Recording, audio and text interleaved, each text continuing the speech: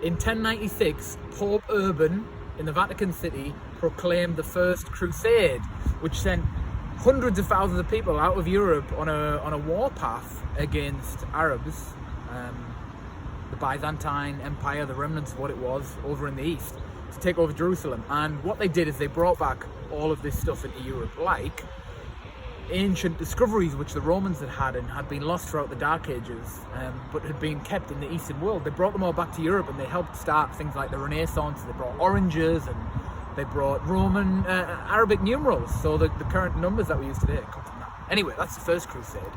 And then obviously that was such almost a mythical, legendary event at the time, and kings wanted to emulate it. They wanted to copy it. So there was an attempt at a Second Crusade, which wasn't as successful, and then there was a Third Crusade. So the first one, 1096.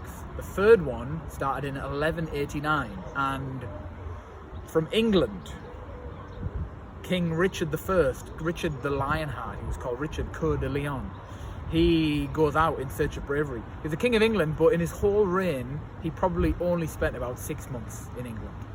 He spoke French as his first language, for example, as well. Anyway, he goes out on this crusade, and this crusade, while the First Crusade changed the world, this one changed Darlington, because on his return, the Holy Roman Emperor, or the Emperor of Germany, basically, takes Richard hostage, and he sends a message back to the people of England. If you want your king returned, you need to pay us a huge ransom. And so a message was sent to England, and all the different areas of the land were taxed with raising a certain amount of money to contribute towards this ransom. But as the years went by, people wondered whether the king would return at all. And the Bishop of Durham at the time, a guy called Hugh de Puiset, very powerful man across Durham, he takes that money and he decides, nah, the king's not going to come back. He decides to spend it. And he spends it in a way that will increase his power outside of Durham. And Darlington at the time was one of the most important parts of old County Durham, because Darlington was a market town. People came in from all over. There was lots of opportunity for wealth and taxation.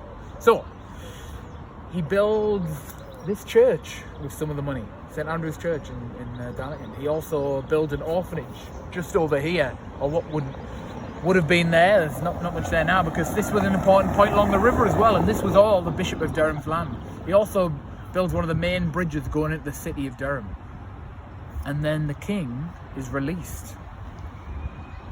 And if you're Bishop Hugh, the panic sets in, because you know you are treasonous. You didn't pay your share of the ransom. And the first thing the king does when he arrives back in England is he sends for Bishop Hugh to slowly make his way back down to London to face his punishment. And mysteriously, the Bishop of Durham dies in Richmond Castle on his way back. Who knows why? Was he poisoned? Did he take his own life? Died, and that was the end of that chapter. So the First Crusade changed the world, but the Third Crusade changed Darlington forever.